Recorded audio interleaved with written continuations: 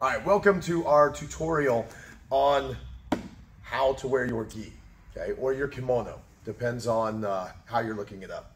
So your gi is made up of three parts. You have your jacket, you have your pants, and you have your belt, okay? So when we're putting on our gi, let's start with the pants.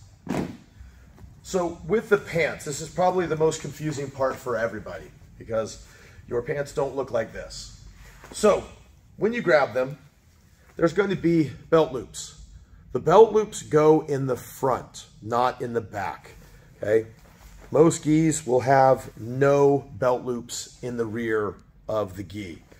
And then you have the strings, okay? And when you look here, the string faces forward coming through here. So when I put this on, okay,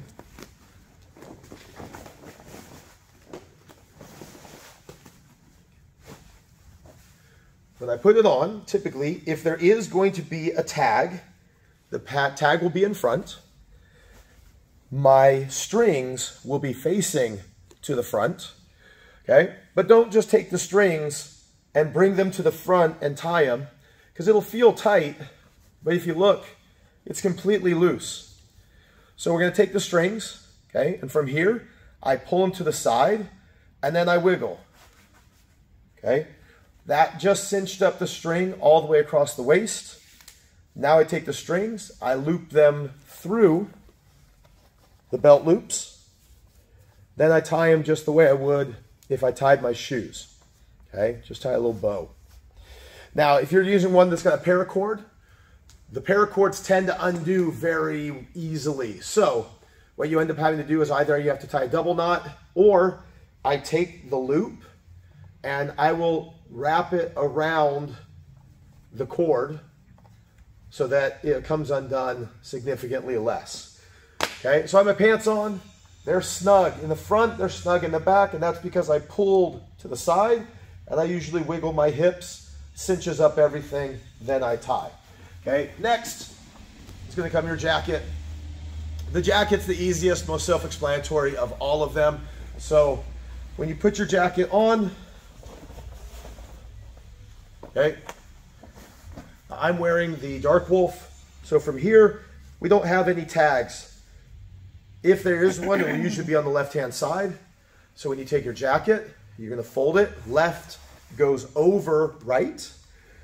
Now the belt. So you will have a white belt with a black tab. Okay? So I take that part, the black tab, and I pull it across my waist, and I put it behind my back. Then I feed my belt to loop over the top of itself all the way around twice. I pinch it and I pull the inside out. Now from here, I will rotate the whole belt to the front until I get about equal length on each of the tabs. Then I take the one that's underneath and I feed it over the top of everything. And now you can see the belt kind of holds itself. So now again, we snug it up. Here's the upper, here's the lower. And again, I'm going to take the lower and I'm going to feed it through the upper and then cinch it down. And it makes a little fortune cookie, okay? And it puts my bar on the left-hand side. So your black bar will be on the left, okay? So this is ultimately how to tie your belt. There's multiple ways, and they're all okay. This is just the Dark Wolf way. So you can see my belt in the back is one thin line. They're not crossed over. Okay, and then the belt in the front. Now, I am wearing a rash guard. That is recommended. I have a pretty hairy chest, and you don't want all that hanging out there. So when you're grappling with somebody, it's always good to have a rash guard on. Put some shorts on underneath just in case your gi rips. You don't want to have any issues.